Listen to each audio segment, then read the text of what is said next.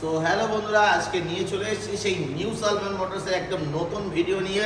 আর যে কালেকশনটা দেখাবো এটা হচ্ছে আরটিআর 200 সিসির গাড়ি। আরটিআর 200 সিসির গাড়ি আজকে মার্কেট ভ্যালু হচ্ছে 1,70,000 থেকে 75,000 টাকা প্রাইস আছে।